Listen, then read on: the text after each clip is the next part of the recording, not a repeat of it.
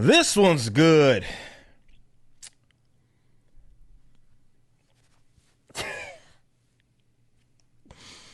Ah, man, what are we going to do about these light-skinned cats, man? I don't know.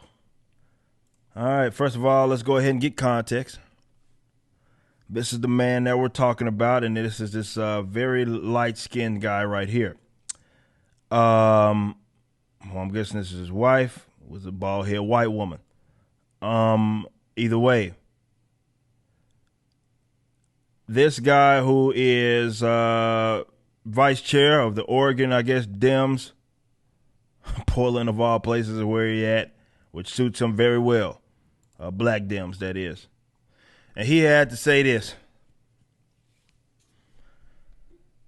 Employers, consider giving your black employees a day or two off after the Rittenhouse verdict.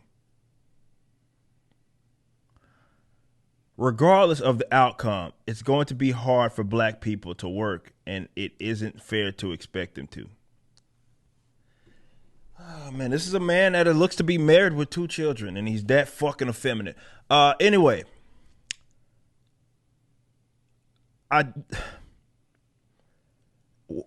so much I want to say about this that probably would not be have put me in a great graces of the YouTube gods.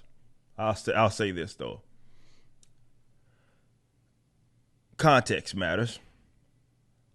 But for you to tie your entire existence or your individual morale to something like that, a verdict that would just disrupt your life like that, I think is an issue in itself.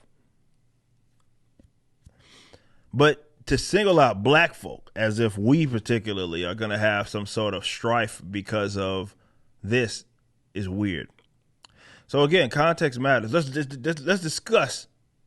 For those of you that live under a fucking rock, Patrick Star ass motherfuckers, let's discuss it.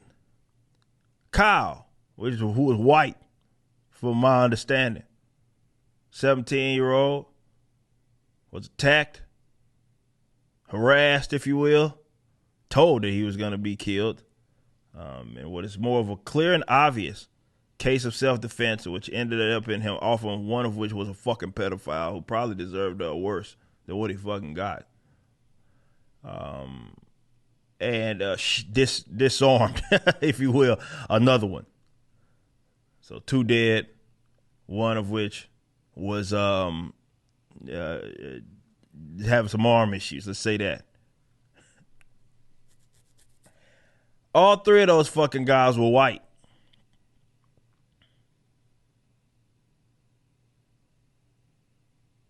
So we have white guy shooting 3 white guys. And there's a verdict, there's a trial, which again is clear cut and obvious. The fact is, with the trial is the real danger in this. She says a lot. But what the fuck does that have to do with singling out black people?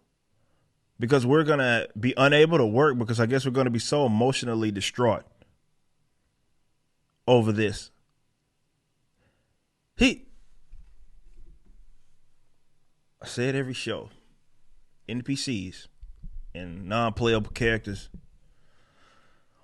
was the perfect term to describe these people that we're dealing with. It was a great term and the most appropriate because these guys are programmed and they can't function outside of this script. They'll malfunction if they do. So because they're so hell-bent on pulling this fucking racial aspect, even though all of the people involved were white, the reason why they do it makes no sense. It's because they don't know anything else. So somehow, white guy shooting other white guys that were the aggressors means that black people can't handle the verdict. Well, when you have nothing else, and that's your main go-to, you have to apply it where it doesn't even fit. And that's what that was. Now I take issue because it assumes that black folk just are so emotionally distraught that we can't function Like, you don't really, I've never heard it be expected of other folks, despite what is going on, like in a public trial, for them to stop what the fuck they're doing. And because they can't handle it, even though they may have had no connection to it. And maybe even their assessment of the recollection, not even that, what they were force fed in terms of the information could be completely false and bogus. Like, there's people still to this day that think Kyle shot black people because they're fucking retarded.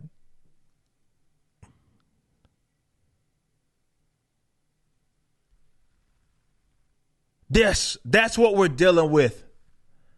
Somehow the left finds themselves yet again on the side of defending a pedophile. But that's neither here nor there. What did Tucker say? Tucker said he died as he lived. Well, Rosenbaum, I think his name.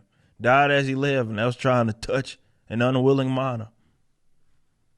True. Very true. Very true. But I got to investigate what it is with some of the most shit, odd, bizarre racial takes are coming from these people who at best may be quarter black. Shout out to Garrett. I don't understand it, but it's a pandemic that I got to get to the bottom of. You just watched a clip from my podcast, For Canon's Sake. Catch us live at 12 p.m. throughout the week over at youtube.com/YoungRipper59 and follow us over at odyssey.com/@YoungRipper59. If you want to watch the entire video cast after the show is over, just be sure to become a member on the YouTube channel. Of course, the full audio portion of the podcast is available for free on all major digital platforms, or just visit forcanonsake.com.